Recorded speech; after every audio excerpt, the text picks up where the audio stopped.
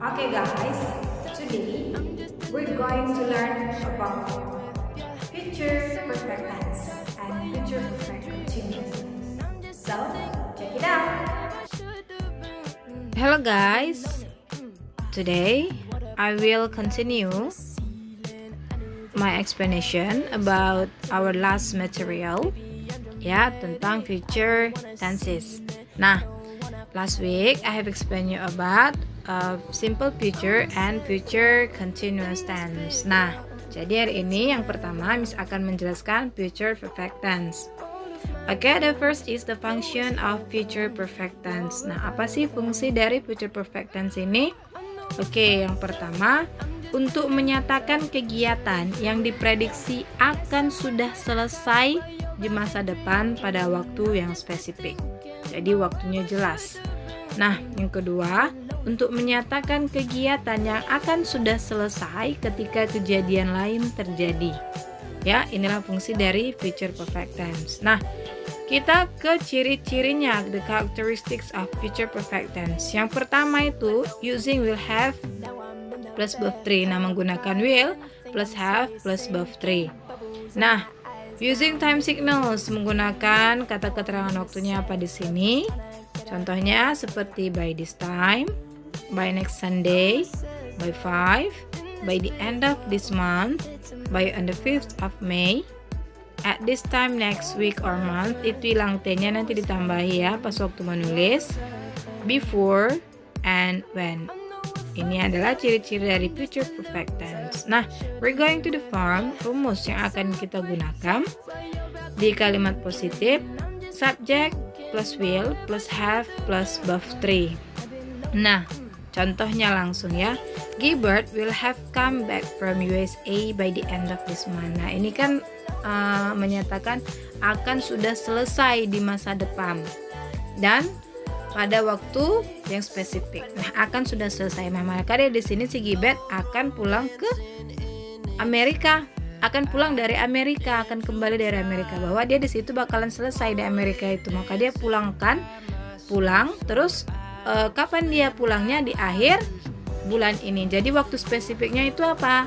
The end of this month. Jadi dia sudah selesai, ya. Jadi waktu spesifiknya itu adalah the end of this month. Nah, untuk di kalimat negatifnya, rumusnya subject plus will plus not. Jadi not-nya itu diletakkan setelah will ya, plus have plus verb 3. Nah, contohnya Gilbert will not have come back from USA by the end of this month. Nah, di kalimat interrogatifnya, rumusnya will plus subject plus have plus verb 3. Oke, contohnya will Gilbert come back from USA by the end of this month.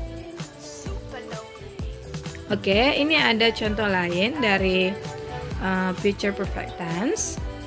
I'm sure the students will have finished the test before the time is over. Nah, di sini tadi kan yang akan sudah selesai di masa depan, ya kan? Nah, di sini dari contohnya ini bahwa students itu akan menyelesaikan tesnya sebelum waktunya habis. Jadi waktu spesifiknya itu ada the time is over.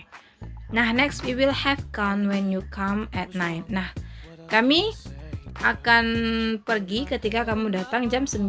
Nah, jadi ketika di jam 9 itu mereka sudah pergi, akan terjadi masa depan. Jadi itulah waktu yang spesifik yang kita gunakan. Jadi ini penjelasan dari future perfect tense.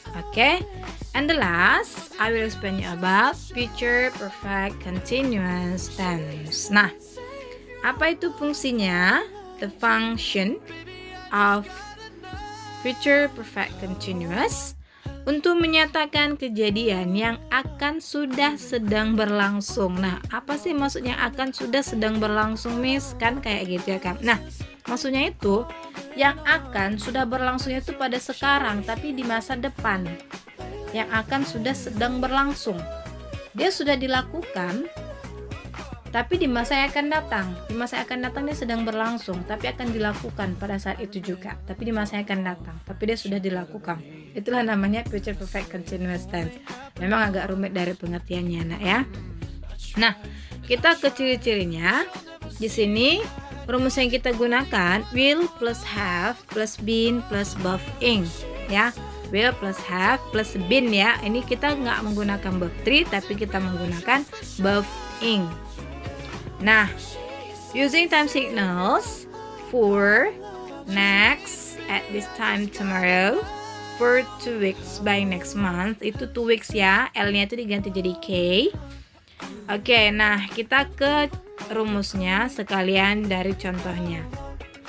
Nah, untuk rumus di kalimat positifnya, subject plus will plus have plus been plus both ing. Ingat ya, setelah will masuk have, setelah have masuk been, setelah been masuk both ing. Kita nggak menggunakan both three di sini ya.